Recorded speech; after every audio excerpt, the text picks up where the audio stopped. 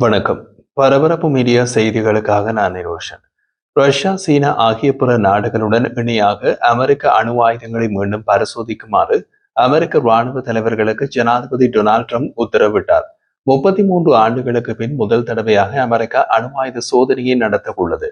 மற்றைய நாடுகள் தமது அணு ஆயுதங்களை சோதித்து வருவதால் நமது அணு ஆயுதங்களை சமமாக சோதிக்க தொடங்குமாறு போர் அமைச்சுக்கு நான் உத்தரவிட்டுள்ளேன் என்று தென்கொரியாவில் சீன ஜனாதிபதி ஷி ஜின்பிங்கை சந்திப்பதற்கு சற்று முன் அவர் சமூக ஊடகங்களில் ஒரு பதிவை வெளியிட்டார். வேறு எந்த நாட்டையும் விட அமெரிக்காவில் அதிக அணு ஆயுதங்கள் உள்ளன என்று ட்ரம்ப் கூறினார். ரஷ்யா 2வது இடத்திலும் சீனா 3வது இடத்தில் உள்ளதாகவும் அவர் குறிப்பிட்டார். 1992ஆம் ஆண்டு முதல் அமெரிக்கா அணு ஆயுத சோதனை எதையும் நடத்தவில்லை. கட்டுப்பாடற்ற தூர வரம்பை கொண்டு அணுசக்தி குரூஸ் ஏவுகணையை சோதித்ததற்காக ரஷ்யாவை ட்ரம்ப் கண்டித்து சில நாட்களுக்கு பின்னர் அமெரிக்காவின் அணு ஆயுத சோதனை வருகின்றது. புதன்கிழமை இரவு ட்ரம்ப் வெளியிட்ட இந்த பதிவு அணு ஆயுதங்களின் மிகப்பெரிய அழிவு சக்தியை ஒப்புக்கொள்கின்றது. ஜனாதிபதி டொனால்ட் ட்ரம்ப் தனது முதல் பதவி காலத்தில் அமெரிக்க அணு ஆயுத கிடங்கை புதுப்பிப்பதை தவிர வேறு வழியில்லை என்று கூறினார். சீனாவின் அணு ஆயுத திட்டம் கடந்த 5 ஆண்டுகளுக்குள் ஒரு சோதனை நடத்தியிருக்கும் என்றும் ட்ரம்ப் கூறினார். அமெரிக்காவின் அணு ஆயுத சோதனைகள் எவ்வாறு நிகழும் என்பது குறித்த விவரங்கள் ட்ரம்பின் பதிவில் இல்லை.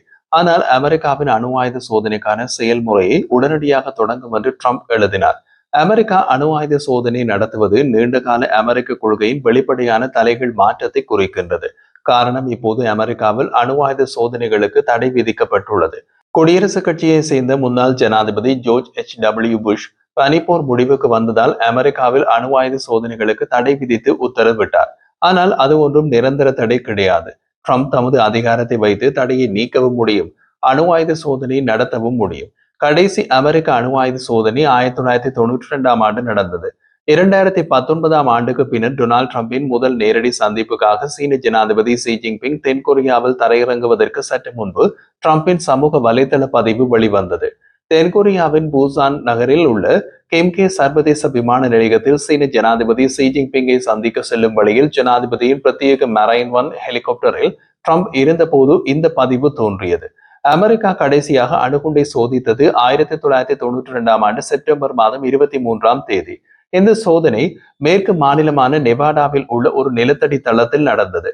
உலகின் முதல் அணுகுண்டை உருவாக்குவதில் முக்கிய பங்கு வகித்த லாஸ் அலமோஸ் தேசிய ஆய்வகத்தின்படி ஆபரேஷன் டிரைவர் என்ற சங்கேத குறியீட்டு பெயரிடப்பட்டு இந்த திட்டம் அமெரிக்காவால் நடத்தப்பட்ட 1054வது அணு ஆயுத சோதனை. அமெரிக்க நகரமான லாஸ் வெகாஸுக்கு வடக்கே 105 கிலோமீட்டர் தொலைவில் உள்ள நெவாடா சோதனை தளம் இன்னமும் அமெரிக்க அரசாங்கத்தால் இயக்கப்படுகிறது. தேவைப்பட்டால் ஸ்மித்சோனியன் நிறுவனத்தின் துணை நிறுவனமான தேசிய அணு அறிவியல் மற்றும் வரலாற்று அருங்காட்சியகத்தின்படி அணு ஆயுத சோதனைக்காக அந்த தளத்தை மீண்டும் அங்கீகரிக்க முடியும். ரஷ்யா அணுசக்தியால் இயங்கும் பியூரோவெஸ்னிக் குரூஸ் ஏவுகணையை சோதித்து சில தினங்களில் ட்ரம்ப் இந்த முடிவை எடுத்துள்ளார். ரஷ்யா அணுசக்தியால் இயங்கும் பியூரோவெஸ்னிக் குரூஸ் ஏவுகணையை சோதித்துள்ளது என்று மாஸ்கோவின் உயர் ஜெனரல் கூறினார். அணுசக்தியால் இயங்கும் ஏவுகணையின் பல மணி நேர பராராலை நாங்கள் ஏவினோம். அது 14,000 கிலோமீட்டர் தூரத்தை கடந்து இலக்கை அடைந்தது. இந்த ஏவுகணைக்கு தூர வரம்பு கிடையாது என்று ரஷ்ய பாதுகாப்பு படைகளின் தலைவர் வலேரி ஜெராசிமோவ் ஜனாதிபதி விளாடிமிர் புட்டினிடம் ஒரு தொலைக்காட்சி கூட்டத்தில் தெரிவித்தார். 2018ஆம் ஆண்டு முதலில் அறிவிக்கப்பட்ட இந்த தாழ்வாக பறக்கும் சோதனை ஆயுதம் வரம்பற்ற தூரம் மற்றும் ஏவுகணை பாதுகாப்புகளை தவிர்க்கும் திறன் கொண்டதாக புட்டினால் பாராட்டப்பட்டது. மேற்கத்திய நிபுணர் முன்னர் ஏவுகணையின் தந்திரோபாய மதிப்பு மற்றும் அதை வெற்றிகரமாக சோதித்ததாக ரஷ்யாவின் கூற்றுக்கள் குறித்து சந்தேகம் எழுப்பியுள்ளனர். இந்த ஆயுதத்தின் இறுதி வெற்றிகரமான சோதனை 2023ஆம் ஆண்டு நடத்தப்பட்டதாகவும், ஆனால் அந்த கூற்றை சுயாதீனமாக சரிபார்க்க முடியவில்லை என்றும் புட்டின் கூறினார். ஆயுத கட்டுப்பாடு பிரச்சார குழுவின் கூற்றுப்படி குறைந்தது 13 சோதனைகளில் 2016ஆம் ஆண்டு முதல் 2 மட்டுமே பகுதி வெற்றியை பெற்றுள்ளன. அக்டோபர் 21 சோதனையின் போது ஏவுகணை 15 மணி நேரம் வானில் இருந்ததாக ஜெனரல் ஜெராசிமோவ் கூறினார். ஏவுகணையின் செங்குத்து மற்றும் கிடைமட்ட ஏவல் சோதனை செய்யப்பட்டதாகவும் அவை குறிப்பிட்ட அளவில் இருப்பதாகவும் ரஷ்யாவின் டாஸ் செய்தி நிறுவனம் தெரிவித்துள்ளது. எனவே ஏவுகணை மற்றும் வான் பாதுகாப்பு அமைப்புகளை தவிர்ப்பதற்காக உயர் திறன்களை இது வெளிப்படுத்தியதாக ஜெனரல் ஜெராசிமோவ் கூறியதாக டாஸ் தெரிவித்துள்ளது.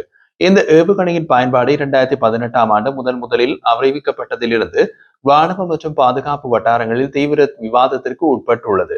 அமெரிக்க விமானப்படையின் தேசிய வான் பாதுகாப்பு மற்றும் விண்வெளி உளவுத்துறை மையத்தின் 2021ஆம் ஆண்டின் அறிக்கை இந்த ஏவுகணை பற்றி குறிப்பிட்ட போது அணுசக்தியால் இயங்கும் குரூஸ் ஏவுகணை ரஷ்யாவுக்கு கண்டம் விட்டு கண்டம் பாயும் திறன் கொண்டு ஒரு தனித்துவமான ஆயுதத்தை வழங்கும் என்று குறிப்பிடப்பட்டிருந்தது. இருப்பினும் அதே ஆண்டு சர்வதேச தந்திரோபாய ஆய்வுகள் நிறுவனம் IISS குறிப்பிட்டது போல ஏவுகணையை வெற்றிகரமாக இயக்குவதில் ரஷ்யா குறிப்பிடத்தக்க சவால்களை எதிர்கொள்கின்றது. ரஷ்யாவின் இந்த குரூஸ் ஏவுகணை அதன் நம்பகமான செயல்திறனை உறுதி செய்வதில் உள்ள கணிசமான தொழில்நுட்ப சவாலை கொண்டுள்ளது என்று IISS ஆய்வாளர்கள் தமது ஆய்வு கட்டுரையில் எழுதினார்கள். ரஷ்யாவின் அணுசக்தியால் இயங்கும் பியூரோவிஸ்னிக் குரூஸ் ஏவுகணை ஏராளமான சோதனை தோல்விகள் மற்றும் பல இறப்புகளை ஏற்படுத்திய விபத்துக்களை ஏற்படுத்தியது. IISS அறிக்கையில் மேற்கோள் காட்டப்பட்ட ஒரு ரஷ்ய ராணுவ இதழ் ஏவுகணை 10,000 முதல் 20,000 கிலோமீட்டர் வரை வரம்பை வைத்திருக்கிறது என்றும் ஏவுகணை ரஷ்யாவில் எங்கும் நிலைநிறுத்தப்பட்டு அமெரிக்காவின் இந்த இலக்குகளையும் சென்றடைய முடியும் என்றும் கூறுகிறது. அதே பத்திரிகை ஏவுகணை தரையிலிருந்து 50 முதல் 100 மீட்டர் வரையில் உயரத்தை பறக்க முடியும் என்றும் இதன் வான் பாதுகாப்பு இடைமறிப்பை கடினமாக்குகிறது என்றும் கூறுகிறது. நேட்டோவால் ஸ்கைஃபால் என்று பெயரிடப்பட்ட இந்த ஏவுகணை ஒரு அணு உலையால் இயக்கப்படும் என்று கருதப்படுகின்றது. இது திட எரிபொருள் ராக்கெட் பூஸ்டர்கள் அதை காற்றில் செலுத்திய பின்னர் செயற்படுத்தப்படும் என்றும் நம்பப்படுகின்றது. கடந்த ஆண்டு செய்தி நிறுவனமான ராய்டர்ஸ் நடத்திய விசாரணையில் மாஸ்கோவில் இருந்து 475 கிலோமீட்டர் வடக்கே உள்ள ஒரு தளம் பியூரோவேஸ்னிக் குரூஸ் ஏவுகணை ஏவுவதற்கான சாத்தியமான தளமாக அடையாளம் காணப்பட்டது. 2024 ஆண்டு ஆகஸ்ட் மாதம் செயற்கைக்கோள் படங்களை பயன்படுத்தி ஆய்வாளர் டக்கர் ஏவரல் ராய்டர்ஸிடம் அந்த இடத்தில் கட்டுமானத்தில் உள்ள 9 கிடைமட்ட ஏவுதளங்களை அடையாளம் கண்டுள்ளதாக கூறினார்.